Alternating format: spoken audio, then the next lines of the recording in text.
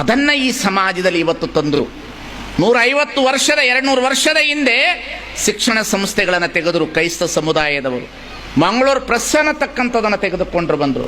ಭಾಷಲ್ mission ಅನ್ನತಕ್ಕಂಥ ವ್ಯವಸ್ಥೆಯನ್ನು ತೆಗೆದುಕೊಂಡು ಬಂದರು.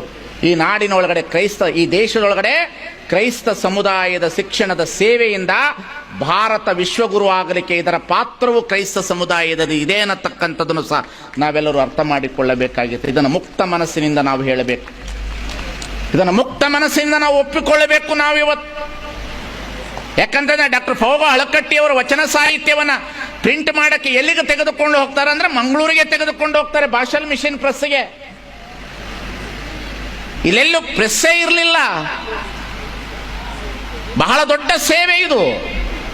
ಶಿಕ್ಷಣ, ಶಿಸ್ತು, ಸಂಯಮ, ಸೇವೆ, ವೃದ್ಧಾಶ್ರಮಗಳು, ಹಾಸ್ಪಿಟ್ಲುಗಳು, ಏನದು ಆ ಸೇವೆ ಇದೆಯಲ್ಲ. ಅವ್ರನ್ನ ಎದುರಿಗೆ ಕೂತು ನಾನು ಹೊಗಳೋದಿಲ್ಲ, ನಾನು ಇಲ್ಲದಿರೋ ಟೈಮಿಗೆ ಹೇಳ್ತೇನೆ. ಹಾಸ್ಪಿಟ್ಲ್ಗಳಲ್ಲಿ ಇವತ್ತು ನರ್ಸ್ಗಳು ಎಂತಹ ಸೇವೆ ನನ್ಗಳು ಮಾಡ್ತಾರೆ. ಎಲ್ಲಾಗುತ್ತೆ ನಮ್ಮ ಕೈಯಲ್ಲಿ ಮಾತನಾಡ್ತೇವೆ ಬೇಕಾದಷ್ಟು, ನಾವು ಬೇಕಾದಷ್ಟು ಮಾತನಾಡ್ಬೋದು, ನಾವು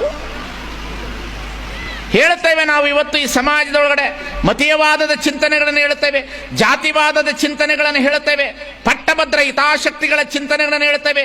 ಜಾತಿವಾದಿಗಳ ಸಂಘಟನೆಯಿಂದ ಭಾರತವನ್ನು ಕಟ್ಟಬೇಕು ಅಂತ ಹೊರಟಿರುವಂಥ ದಿನಮಾನ ಕಾಲದಲ್ಲಿ ಒಂದು ಸಲ ತಿರುಗಿ ನೋಡಿ.